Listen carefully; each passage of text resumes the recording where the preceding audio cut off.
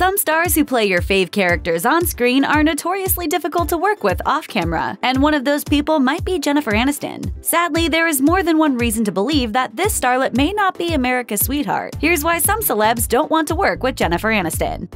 According to Radar Online, while on the set of the then-untitled movie Life of Crime, Aniston could be described as many things, but not one of them was friendly. As a source dished, every day at lunch the entire cast and crew head to a cafeteria facility where they all sit down and eat lunch together for well over an hour. The only person who doesn't eat with everyone else is Jen. She quickly grabs a lunch to go and leaves. Maybe she likes peace and quiet on her lunch break, but the source then went on to say that her aloof behavior went many steps further than that. She insisted on having a luxury SUV drive her to set instead of the regular SUVs the rest of the cast used. Plus, the trailer where she would allegedly eat lunch alone was purposely very far away from everyone else's. Radar Online source said that while Aniston wasn't outright nasty to anyone, she was not inviting at all. The insider concluded, her behavior is a clear indicator to everyone that she's not approachable, and it's just unnecessary. There's no reason why she has to act any better than anyone else on that movie set. Oh, you've gotta be kidding me!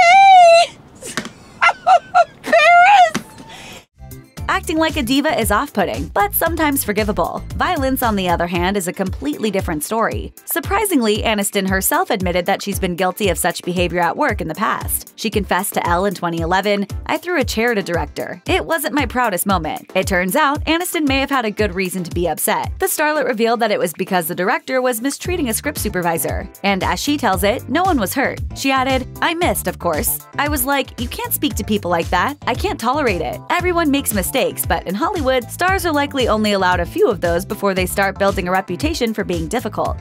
One former co-star wouldn't hesitate to call Aniston downright mean. Her love interest in 1997's Picture Perfect, Jay Moore, told Elle in 2010 about one particular movie set he had been on, saying, "The leading woman was unhappy with my presence and made it clear from day one. He said that he was new to the business at the time, and she was upset that he'd gotten the part over some bigger names. She made her displeasure so well known to anyone on set that Moore admitted, I would literally go to my mom's house and cry." When pressed to name the lady in question, Moore said he would, quote, never ever answer that, but lo and behold, then he got a podcast. He said in an episode of More Stories in 2012 that upon arriving on set the first day of shooting, Aniston allegedly pointed to Moore and told actress Illeana Douglas, "6 guys they screen test. 6. The one f***ing guy I hate, that's the guy they hire. Him." Still, Moore had people on his side. He said that soon after Aniston arrived on set, their director entered and told Moore he'd fought for him to get the part and was excited to have discovered a star.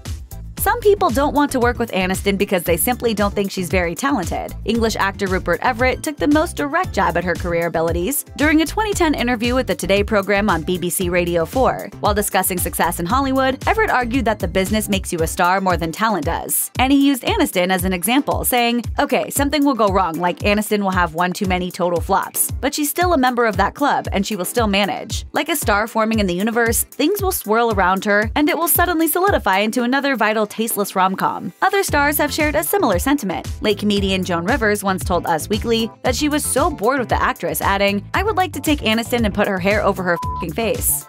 Another celeb who's not a fan of Aniston, notorious blowhard Piers Morgan. At a 2016 film festival in Italy, Aniston was asked if she ever wakes up unsure of who she is. The actress got emotional and said, "There are not enough fingers and toes in this entire room to count how many times that moment has happened to me." She explained that no matter what our jobs are, we all hit walls and have moments where we don't think we can handle our lives. When responding to the comments on Good Morning Britain, Morgan was unimpressed with Aniston's vulnerability. He said, "It seems to me like there's a lot of self-wallowing going on here. Aniston is in a very privileged position, has a very privileged life, and now she's trying to kind of lecture everybody." He followed up with some typically controversial and insensitive comments, saying, "If you put your body out there to do that, in my view, you're making your body a commodity and everyone can have a slice of the pie."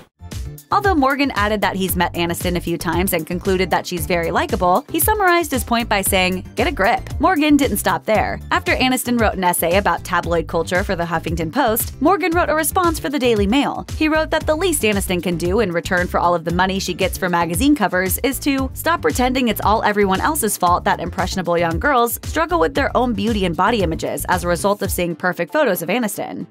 Check out one of our newest videos right here. Plus, even more Nicki Swift videos about your favorite celebs are coming soon. Subscribe to our YouTube channel and hit the bell so you don't miss a single one.